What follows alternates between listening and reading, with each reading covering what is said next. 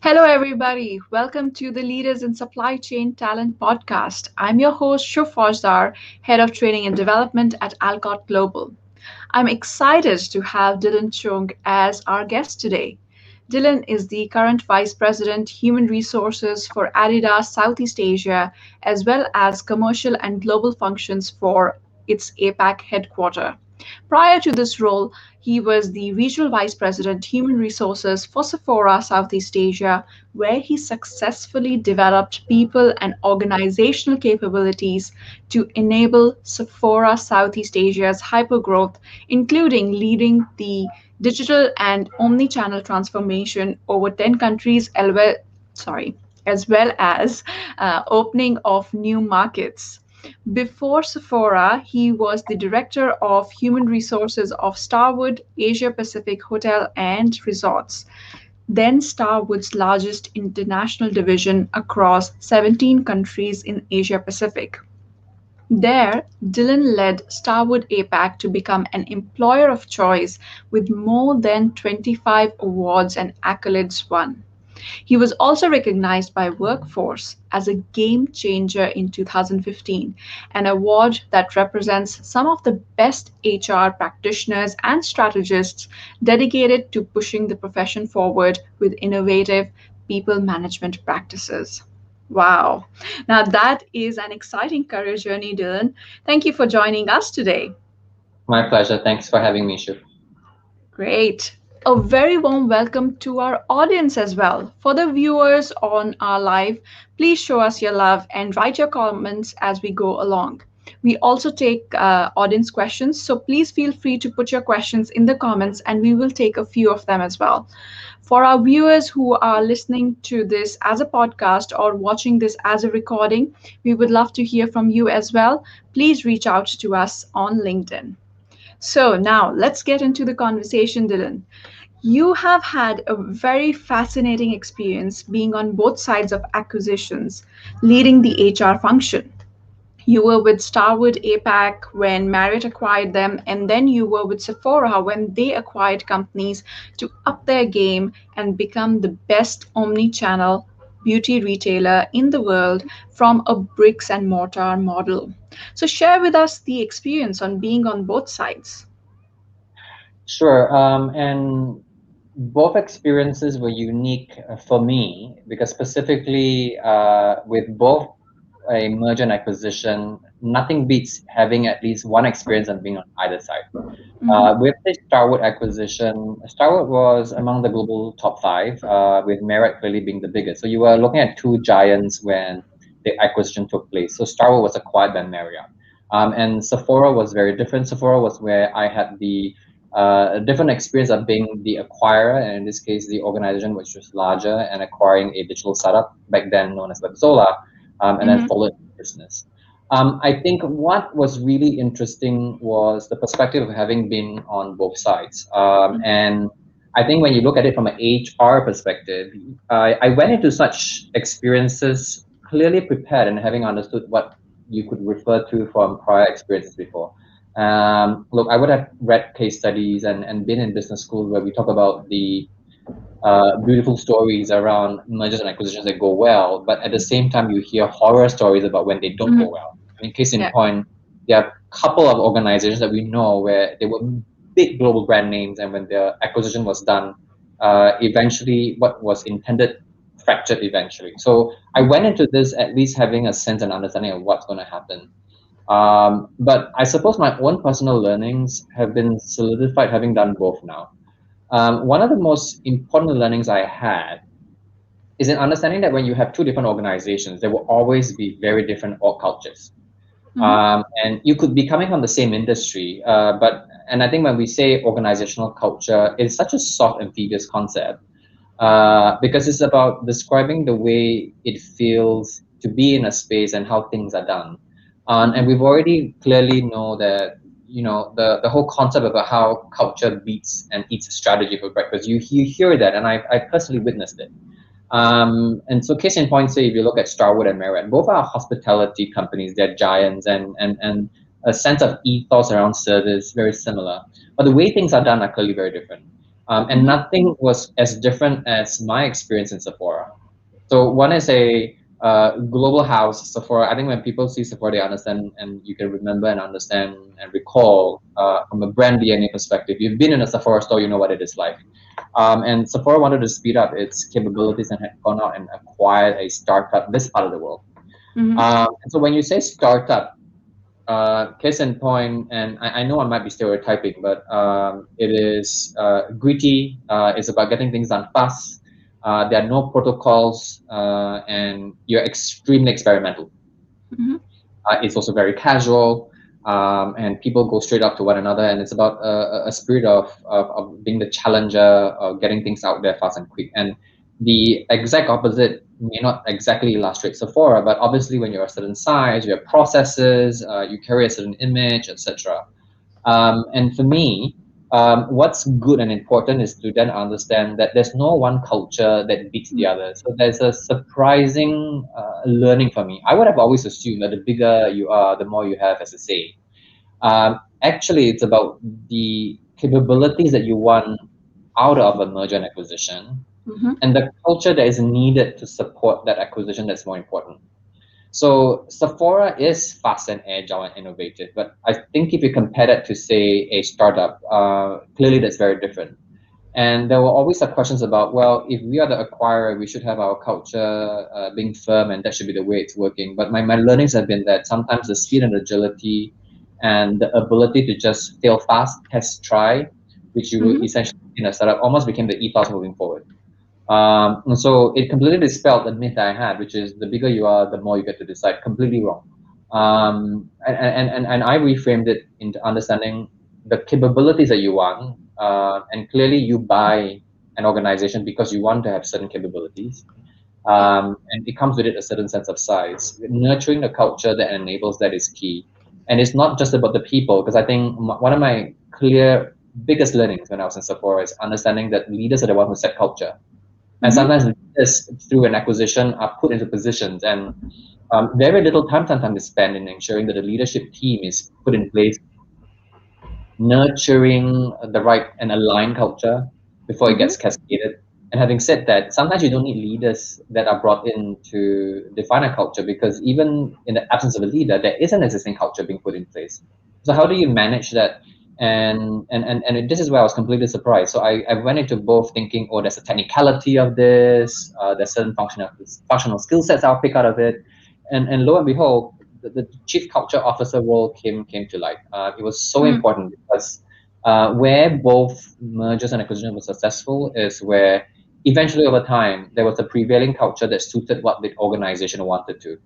And culture takes time to foster and nurture, but culture is set the Mm-hmm. moment you start something. So a very small concept, but became very big in my own personal learnings. Wow. So the importance of setting the culture not based on who's acquiring, but what's the capability you want to bring about. And look, I love Sephora. I think they exemplify the whole try it before you buy it concept. It works for people. It works for noobs in the whole beauty and skincare. And I think that's the big pull of Sephora. And it's commendable that even though they went into the whole e-commerce, omni-channel, they have their app, you can still use that function because they have that inbuilt. They did not lose that. So I think that was amazing the way they transitioned. So I'm curious to know what were some best case practices that made integration smooth for you as someone leading the HR and people functions while also being an employee whose company was first being acquired and then another company which was acquiring a new capability and a new company. I can bring up 2 points. Let me speak to the whole question as an employee first. Mm-hmm. I think in this case, I was an employee and I was in a position of privilege because I was a leader appointed to sort of drive the entire integration. But let's be clear, as senior as you are, there's always going to be something inside of you that's wondering what's truly the end destination. And I think this speaks to the concept of change management and transition, right? And you could be a leader too, but I think internally we all have a compass too. Yep. And I think it's about aligning your internal compass to the compass of the organization. And Mm-hmm. I do not want to naturally assume that once the bells and whistles are done and 3 or 6 months down the road that everything else is done and signed off, is not exactly the case, because I think people sometimes underestimate how long it takes to fall in love and sometimes to fall in love again with the new organization, your ethos, your culture, your leadership team, and your new team members. It takes time. And so one clear learning is to make sure that you really over-index and make sure that people are bought in. Interactions, if you think are needed on a monthly basis, then maybe it needs to be accelerated. Check-ins, ambassadors at the leadership level, and making sure the leaders are aligned. Because I've seen too many integrations where leaders are saying something when they're not supposed to be, or Mm-hmm. when employees have water cooler chats by the side, and that's essentially the truth of the matter. So I think ensuring that you have a good pulse of what's happening in the organization, and ensuring that you don't take for granted that people are emotionally and mentally along with you in the journey is key for Mm-hmm. me. And the other piece for me as a head of HR was clearly making sure that pre-acquisition and post-acquisition that you ensure that you have all the necessary data that you want. Um, because look, to be fair, in an acquisition, you do show up the best parts of both organizations to say, hey, this is going to be an intended marriage. Mm-hmm. But like any, I suppose, marriage, or in this case, a relationship, you get to see the ugly part of it after acquisition. And I've been in a situation where I had assumed and thought that this was the case, and then I started to uncover, like, okay, this is missing, this is not available, and you go into either a panic mode or you start to wonder how you need to scramble and get things done. So I think the whole adage of planning is going to be a little bit difficult here, because obviously pre-integration, you're not necessarily required to show up and share everything. Yeah. But a HR person sometimes is to perhaps set aside enough of your mind space. And I would say keep close to 25 to 50% of a mind space blank and a priority to be able to take on any emerging things that come your way that you don't plan for. Because I plan. And then sometimes as you plan, you forget to plan for space for anything that you Mm-hmm. know is or that's unknown. And I think post integration, there's always going to be something that catches you off guard that you didn't plan for. And I think the ability to set aside your own mind space, as well as that of the organization and people, and furiously then saying, these are the three things that we want to do, these are the three things that we want to measure, and this should be the three things that people say throughout the whole year is just so important to me. So two examples I could share. Great. Look, I really liked when you talked about, how for the acquisition, it's very important to keep close to your people, have check-ins regularly, because, whether when I was a executive search consultant or career coach, a lot of time you would have these senior level people who had no idea of what's happening. They don't get communication happening, and you know, an acquisition and merger is just uncertainty. Even if they know what's going to happen, they don't know how things will play along. So the fact that you mentioned that, the culture piece is very important. It is critical from a people perspective, and then keeping close to the people, having the right messaging. I think when you touched on that, sometimes leaders end up saying things they're not supposed to be saying, can have such adverse effects. So thank you for sharing that. We are actually getting a lot of questions from our viewers today. So Great. I'll pick one of them. I can't see the name of the person, unfortunately. So the question is, how do you consciously influence culture? What are some of the practical things to do from an organizational perspective? I'll give one clear example. And I always do this even when I'm facilitating sometimes. So if you put me in an executive development session, and I've done this experiment before, and you know how when you go for some external workshops, day one, you have place cards on name tags and they're placed, Mm-hmm. and then people just naturally find out, oh, this is where I'm going to sit, and then they go there. Day two, you do the same, people go there. Day three, you remove the name tags, people end up going there, even Mm-hmm. when they know. So be very mindful about things like signal. Mm-hmm. When you have meeting rooms, so who sits at the head of the room, or who gets invited, or even in an email distribution list, who gets access to information, etc. As much as we are not saying anything, we're quietly signaling something. And so to Mm-hmm. be completely conscious is clear. So there are some things where I've done where you know how town halls are, where Yeah. consciously sometimes, and look, and I might be saying the wrong things, but you look at some of the world best keynotes or town halls. the leader is in front on the stage and the rest of the people are there, you're saying something. That that Mm-hmm. person is in a position of more importance. And I've done town halls where it is at the same level. Mm-hmm. It's a circular format because anything else from placement and ceremonial signals do say something. And so the more you are conscious about that, all the more you're saying what it is and what it is not. Mm-hmm. It comes from a simple design thinking process. And this is maybe me coming back from my architecture day. And you see this everywhere. So if you design a path and if you notice then there is another path where people are treading on to get to the end destination, and maybe that's the right thing to do. Mm-hmm. And so from a culture piece, I think sometimes we do things like, oh, we must have town halls, or we must have ambassadors, or we have check-ins, etc. And when people are asking questions, and be very mindful, you could have people who are asking questions and they want to hear the right things, but they may not be exactly the things that is happening. So make sure that you have enough people who are close to the ground, network leaders, who are not necessarily the ones most senior in an organization, but who are plugged in, Mm-hmm. who understand what's going on and has the true sense of the organization to be able to counter and sensitize leaders. Because sometimes, you know what, in an organization, there'll be people who also want leaders to see what they should be seeing. Mm-hmm. And we could be packaging information to say, well, yes, a certain percentage of people are distracted. However, majority of people are on board. So I will question, what do you say by majority? I will walk the ground. I have lunches, etc. And I'm mindful. I will be coming from a place of seniority. So empower people who can be part of your team and get them to say, hey, so break out, gather together. What are you saying? What are you hearing? I think these are things that you could do to consciously influence and consciously influence, hoping to get to the right direction. Mm. One example, like I said, you can have a town hall and you want to hear what people are saying. But when you have a town hall, and the way you ceremoniously even stand and have people stand and start is already saying something, and people are just sensing about what culture is, etc. So be very clear to what you want to say, Mm-hmm. but what you don't want to say. Got it. Uh, What? Signals, badges, locations, um, corner offices, Mm-hmm. um, attire. And I like to think I'm casual, but when we had clearly a startup organization, casual, in my opinion, was seen even as formal for somebody else. Mm. Uh, and I had people in the stores who sometimes call me Mr. Dylan Choong, and they were like, "Ooh, is this a level of formality?" And like, no, that's not the case. And you don't give people an opportunity to make stuff up. And so just Yeah. be proactively telling what it is and what it is not. Got it. And always, I mean, what I'm hearing is be networking on the ground.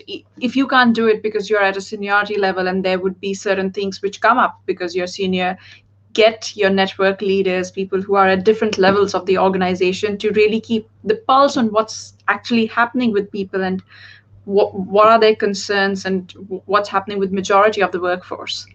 Yeah, I'll give you an example in the hotel industry. I Mhm. typically always say it is not the GM or the XCOM that's the most important. Speak to the people when housekeeping or the stewards. Join them Mhm. during lunch times or when they're about to go home. The most amazing stories and the litmus test is there. And Yeah, case in point, if a GM takes a leave for say 2 to 3 months, the hotel doesn't stop. But if housekeeping, all of them say they're going to stop for an hour, you have an the issue. hotel stops. Yeah. So technically, they are the most important people. We just need to remind ourselves that. Absolutely. Look, I have another question which is more related to talent acquisition here, which is about how Adidas is going about talent acquisition in such a competitive market right now. Good question. Well, at least with the remit and this part of the world where I'm at, we've just had a restructure of Asia Pacific. So the Asia Pacific headquarters for Adidas is shifting from Shanghai to Singapore. Mm-hmm. And this is also the location for the APAC headquarters, the Southeast Asia hub headquarters, as well as the Singapore commercial business. To be fair, with a brand name like Adidas, I think for me, at least from a TA or talent acquisition perspective, it is already a foot in the door compared to some organizations which are smaller in size or are less well known. Mm-hmm. But I think what we are trying to do is to also make sure that when we are recruiting for people, I don't want to necessarily assume that people actually understand what Adidas is doing and why it's doing. You will see collaterals like that available out there. So when we do our quarterly release or our fire strategies, it's available out there. There are press releases, there are videos, etc. But making sure that sometimes we articulate it to the talent pool is so Mm-hmm. important, because the first thing you think about Adidas is obviously, ooh, sports, lifestyle, shoes. And that could be very far and very different from the role that we're hiring for. Yeah. Sometimes connecting the two together, in opportunities when you are talking to people to clarify the why at the initial stages is always very useful. And I also have the privilege and luxury of having an in-house talent acquisition team, and they're really well trained. But I think if I want to look at being smart about being a talent acquirer, it's really firing our engines in all grounds. Mm-hmm. Case in point, I think yesterday was a holiday in Singapore, Visa Day, and I was talking to Yeah. the head of talent acquisition for APAC. Let's explore returnships. So we have internships, we have management Wow. trainees, we have full-time roles. And I said, well, the realities of today, given the pandemic, uh, we are going to be so short-sighted if we do not even explore a hidden talent pool. So people who Mm-hmm. may be hoping to return to the workforce because they've had time off, whether it's a sabbatical, or moms who've had time away from the workforce because family was a priority, or even dads for that matter. I don't Mm-hmm. want to stereotype. And here, then the strategies as to how you approach them. Obviously, I'm not just going to sell Adidas. Obviously, I'm not just going to sell the role. But what truly matters with this talent pool, flexible hours, an ability to give them an opportunity to come back into the workforce with the same number of challenge. I think it's about tweaking the messaging, firing all engines of talent pools that we have never explored. Look, I'm going back to the schools to look at these are the future hires of tomorrow. I'm partnering with our search partners who are obviously doing many things, and any possible way of getting the name out there and having an opportunity for people to connect is one touch point. And this is what I tell the acquisition team, all my leaders, as well as the HR team in general. I suppose today, if you ask me, is there one true strategy that's going to differentiate Adidas? Well, everybody today is looking for talents. Mm-hmm. But I suppose looking at talents to varying degrees. I think some companies are playing it safe to say, let's hold and see. The situation is not great. I stay true to the fact that we like to invest in our people who are already in the organization today, and ensuring that Mm-hmm. we prepare them for them to be ever ready for the future workforce of tomorrow. That's number one. Number two, I'm constantly looking at people who are not quite the prototype.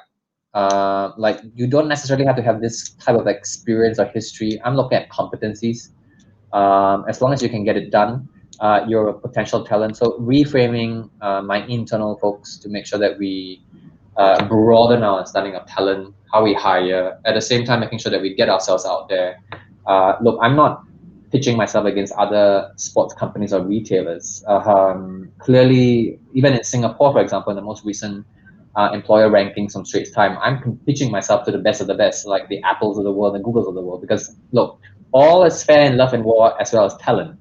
Yeah. So if I'm competing myself against a retailer or a service competitor, I'm going to sell myself short. So it's widening the perspective as to what talents and where talents are, and really making sure that we have a very future forward way of looking at how we bring people in would be some of the strategies that we're putting in place.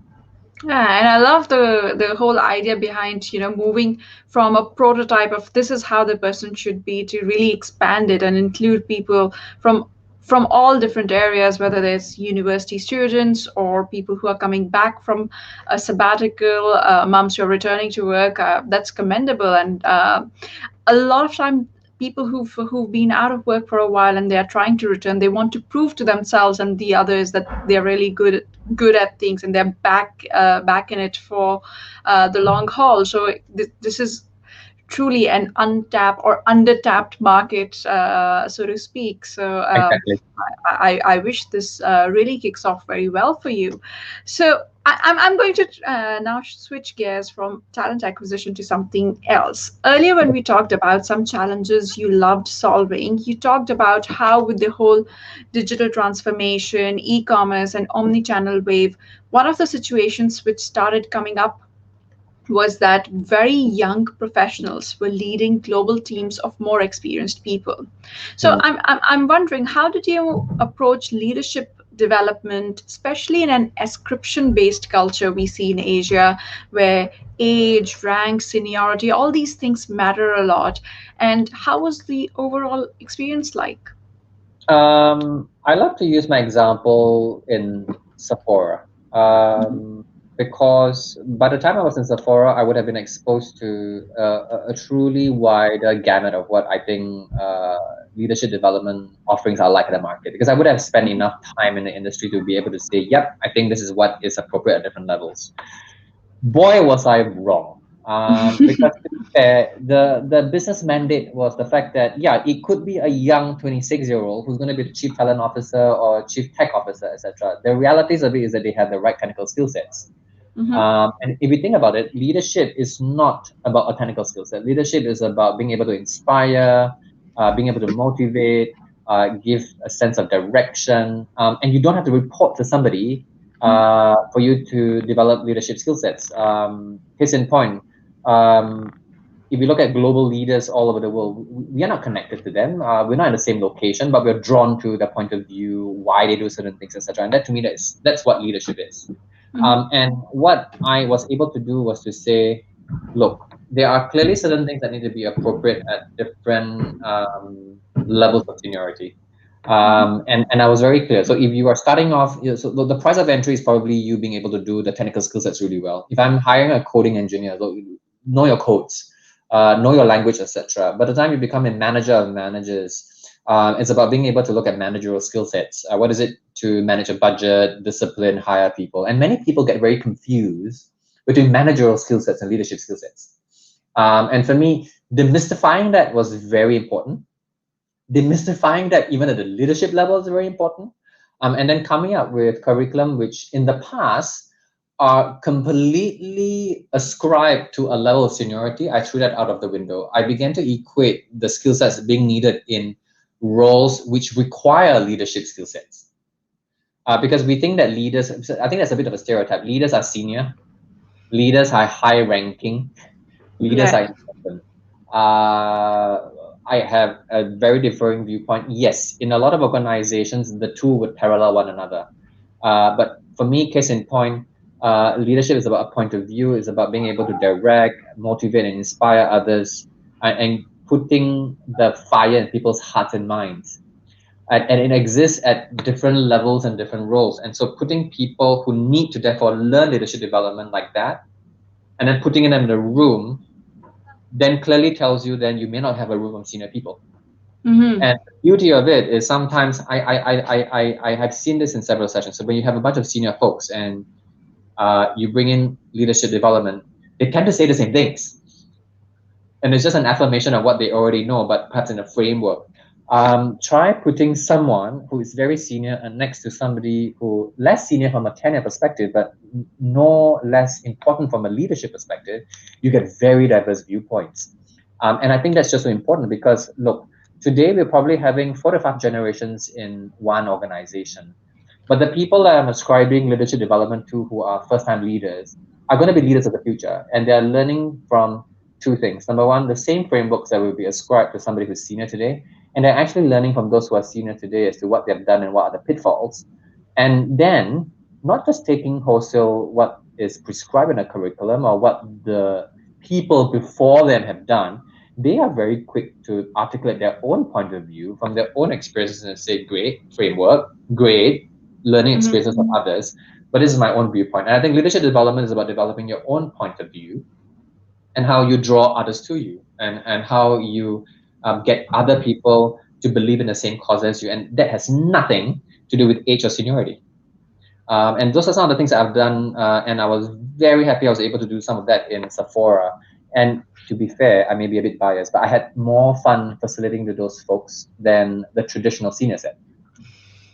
yeah, so they come up with their dynamic energy, which can be very infectious as well for the organizations. They answer hardest questions, and they're not afraid to ask questions. They Mhm, explore dimensions and are not afraid to go into places or dimensions where you typically don't think you want to go to. And it challenges me even as a facilitator. So I get to up my level. mhm, And the thing is, I want to make sure that if I were to facilitate or share with folks leadership development, that I have to be current as well. So that's my way of staying current, to be fair. Absolutely. Look, if somebody is rising to the position of chief technology officer at 26, that person is very competent. It's just about, channeling that competence in a way that this person can become a future leader and develops the leadership skills along the way. So, uh, definitely a bright person if they've reached that level so soon. So, look, leadership is one aspect, but I'm also going to touch up on employee engagement and retention, especially because you personally and the organizations you have led over the years have won many awards on both employee engagement and retention. So, can you share with us some important strategies which you always focus on, or some examples from your career on how you improve the engagement? I've actually learned now that when we want to engage people, so engagement is such a big concept. Mm-hmm. But there are many things that drive engagement, and hence anybody who's in the field will understand what are drivers of engagement. I think managers play a big role in making sure that people are engaged. The purpose and the work that you do drives a level of fulfillment. Access to information, resources, and tools are important. So, anybody who's practicing engagement will understand that these are the key dimensions. Mm-hmm. And as long as you have sufficient interventions across these areas as to what makes it meaningful an employee, you tend to drive an overall healthy level of engagement. So there's really nothing new around this area. For me, my personal learning has always been that if you think about it from a benefits perspective, right, it is truly never a benefit to me unless it means something to me. And so the thing with engagement is that you want to do engagement that sort of hits the organization across, because obviously as a strategist, you want to hit maximum impact. Mm-hmm. But today engagement clearly is very individual. Look, you could throw me diamonds and a million and one things that you think are good for the organization, but what matters to me as an individual needs to be touched upon. And so Mm-hmm. here, I think there is a fascinating relationship between HR, the employee, and the direct manager, and how we sort of manifest and nurture that. For me, the organizations where I've had the most level of success is where HR was able to demystify itself. I've seen in countless organizations when HR is in the room, the reaction is, "Ooh, HR is in the room," or Mm-hmm. this is the VP HR. Ooh, be very mindful. And the organizations where I know I was hitting the right note is where I walk into the room and everybody's like, "Hey, Dylan, welcome. Hi, Mm-hmm. we'd love to have you here," etc. So to me, it's not about the numbers anymore. So engagement scores are engagement scores. I've learned to read between the lines as to what that means when I'm able to read and sense and pulse in such soft and beautiful ways. That's number one. And number two, today there are many things that we could begin to tear apart as being archaic. Mm-hmm. So, for example, and these are some examples in past organizations. So, in the service industry, for example, you spend so much time sometimes hiring a person, and in the first 3 months, technically you cannot claim on your benefits or you can't apply for leave, etc. Um, and these are practices which we've inherited over time, and sometimes people think that's the right thing to do. And I've just gone into a space of saying that's completely ridiculous and out of this world. Like, they are an employee, and maybe this is touching upon the dimension of inclusion. Like, they should have same access, rights, and equity like a normal employee would do. Mm-hmm. But we don't, and we give ourselves a million and one reasons to say, well, they are not confirmed yet as employees, or we need more time, or the fact that the longer an employee stays in the organization, the more benefits they need to get, or benefits which are ascribed to senior roles. I think seniors, people in the senior organization, people senior in organization will be compensated differently. So you have a different Mm-hmm. salary, but I think things like benefits, access, and equity. I don't think anybody who's in a, if I were to use an example of a store, somebody working in a store should have the same benefits and access rights to somebody who's an MD of a business, because they're both people. And in organizations where I dispelled the myth, I had people coming back to say, you actually understand what it means to be human and Mm-hmm. understand what it means to speak to me as an employee, because you're not saying that the MD is more important, that we're both important, it's just that we do different jobs. I think engagement happens at that level. Engagement Yeah. is where you speak to people, you connect to people, and not just initiatives or engagement scores, or those are needed. Don't get me Mm-hmm. wrong, those are very much needed. But if you want to have a truly inspired and engaged organization, is making sure that you have broad enough strategies to cover everybody, but you have enough tenacity and space to go to the individual. And then when you do that, and if you do it well both ways, trust me, your entire organization would lift its engagement levels up. And you can tell when the workforce is engaged. You don't need Mm. an engagement score to tell you that. Yeah, absolutely, absolutely. And I love the word human. So, putting human in human resources as one of the the logos of working, and looking at your employees as humans first. So, thank you for sharing that story with us, Dylan.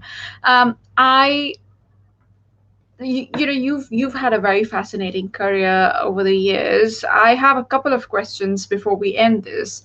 The first one is, which skills, technical or soft skills, are most important, according to you, for a professional to get into senior level leadership role? And this is regardless of whether I'm in HR or not, right? Just a senior leadership Yeah, roles. yeah. Okay. I think relationship building is important. Mm-hmm. At senior levels, the premium on technical skill set and manager skill sets obviously are less important. I think so. When you go into leadership roles, there are certain key competencies which are important. I think relationship building is one, because while it may not be things that make you successful, it will be something that derails you if you don't do well. Mm-hmm. Emotional intelligence is so key. The ability to be self-aware and manage yourself and manage others, and I think in such times when the world is increasingly becoming more volatile and complex, and things are needed fast, and resources are getting lean.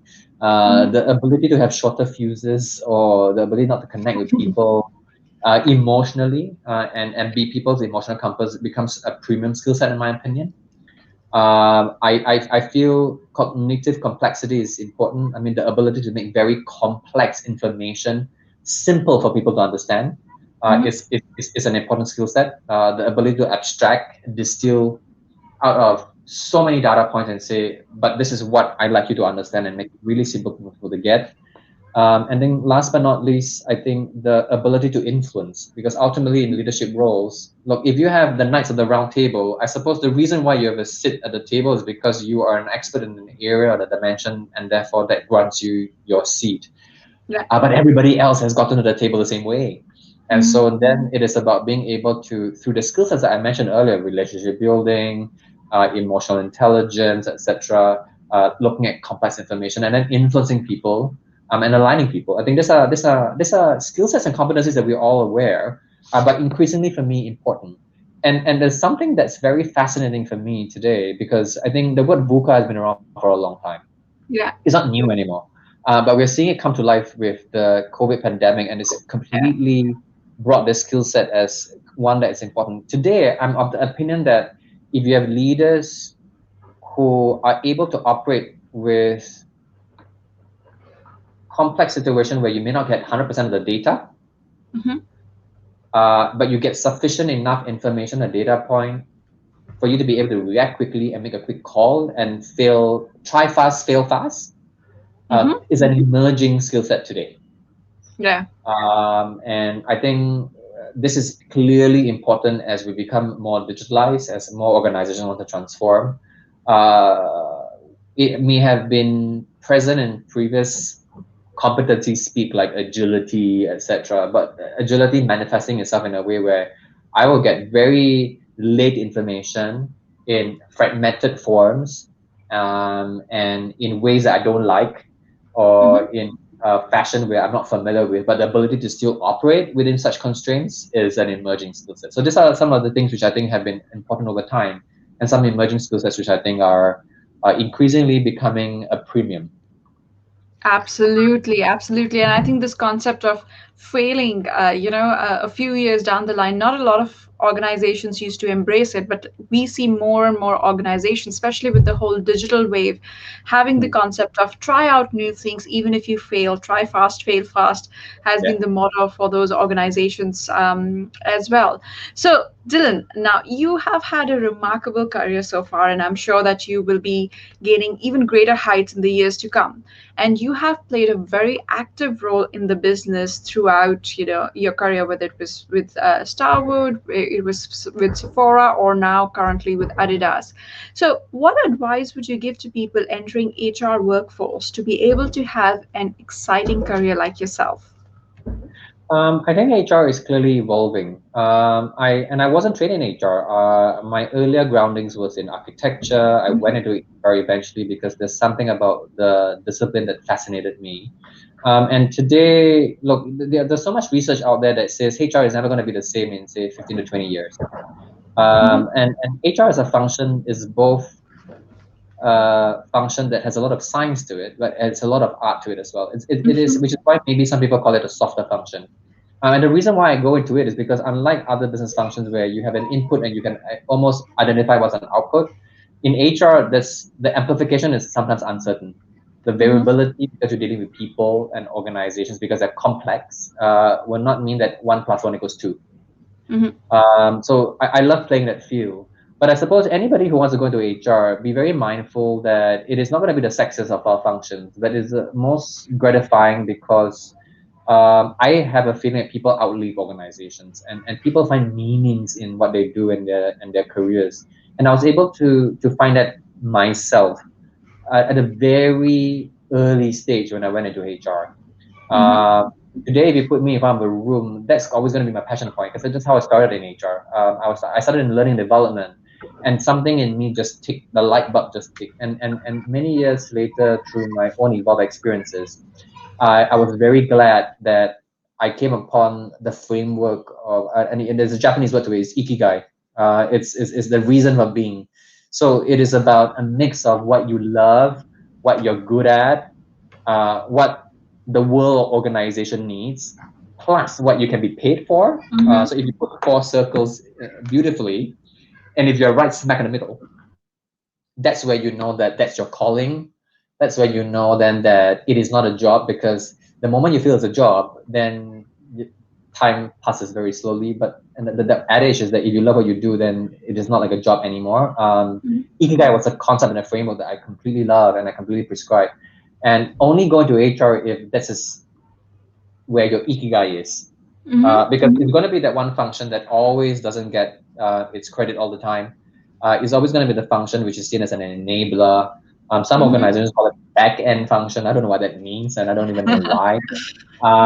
But you're dealing with humans, and there are so many variations to that term now. So HR, in fact, in itself, a naming convention which is also archaic, right? Human and resources. So Mm, people have gone into human capital, etc. But the essence of it is that you're dealing with people, yeah. and organizations are made up of people. And so there's an element of me. I may be logical, structured, and I am a thinker. So if you go into certain profiling tools, um, I may not necessarily be top of mind when it comes to he hates the people function. But Mm. there's so many aspects of HR that strikes me and make me excited and continue to excite me. And so if you haven't had a chance, do a quick search online, search Ikigai, Oh Japanese yeah, framework. I've come across that. I've read the book, so I'm aware of the whole ikigai concept, and it's a So great you get book. me. So you get Yeah, me. And so if you have time this absolutely, weekend, read the absolutely. book, Yeah. either buy the book or get an ebook, and then maybe apply it to yourself. So if you're a young professional or somebody who wants to switch your game into HR, ask yourself whether the function of HR fits you and whether it is your ikigai. And speak to as many people as possible. Mm. Walk a mile in their shoes or take a returnship or an externship or internship, whatever you call it these days. Realistic job preview and then find out whether it is for you. And if it's for you, it's never going to be another day's worth of work. And that's all I can say. Wow, that speaks highly of HR. If it's for you, then you won't be working another day of your life. So, thank you so much, Dylan, for sharing so generously with us, giving us all the stories and examples from your career. To all our viewers, if you've enjoyed this podcast, please give us a like, please do remember to follow Dylan. His LinkedIn profile is linked to this post, so you can just go ahead and follow him and see what other exciting things he does with his career. Thank you very much, Dylan, for your time today. Thank you, and thank you for having me.